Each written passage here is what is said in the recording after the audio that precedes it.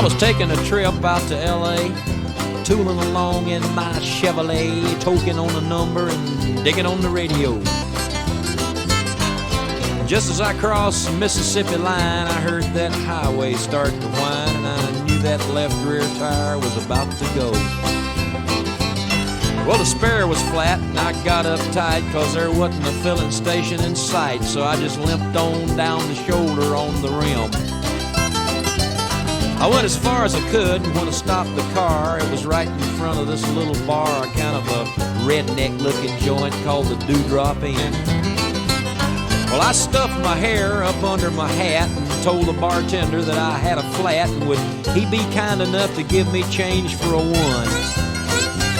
Well, there was one thing I was sure proud to see. There wasn't a soul in the place except for him and me, and he just looked disgusted and pointed toward the telephone. I called up a station down the road a ways, and he said he wasn't very busy today and he could have somebody there in just about 10 minutes or so. He said, now you just stay right where you're at, and I didn't bother to tell the darn fool that I sure as hell didn't have any place else to go. I just ordered up a beer and sat down at the bar when some guy walked in and said, who owns this car with the peace sign and the mag wheels and 4 on the floor? Well, he looked at me and I damn near died, and I decided that I'd just wait outside, so I laid $1 on the bar and headed for the door. Just when I thought I'd get out of there with my skin, these 5 big dudes come strolling in with this one old drunk chick and some fellow with green teeth.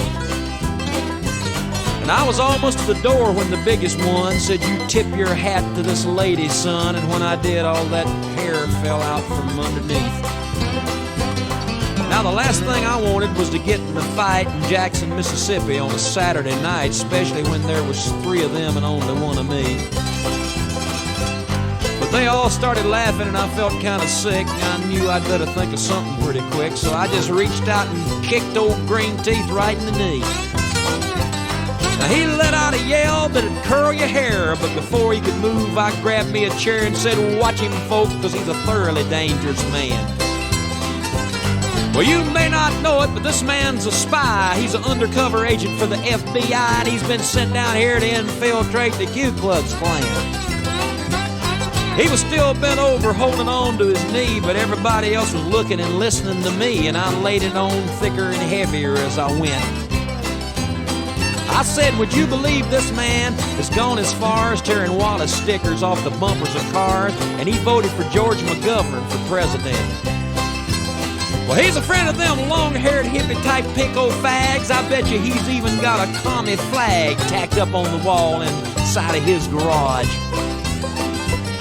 He's a snake in the grass, I tell you guys. He may look dumb, but that's just a disguise. He's a mastermind in the ways of espionage. They all started looking real suspicious at him, and he jumped up and said, now just wait a minute, Jim. You know he's lying. I've been living here all of my life. I'm a faithful follower of Brother John Birch, and I belong to the Antioch Baptist Church, and I ain't even got a garage. You can call home and ask my wife. Then he started saying something about the way I was dressed, but I didn't wait around to hear the rest. I was too busy moving and hoping I didn't run out of luck. And when I hit the ground, I was making tracks, and they were just taking my car down off the jack, so I threw the man a 20 and jumped in and fired that mother up. Mario Andretti would have sure been proud of the way I was moving when I passed that crowd coming out the door and headed toward me in a trot.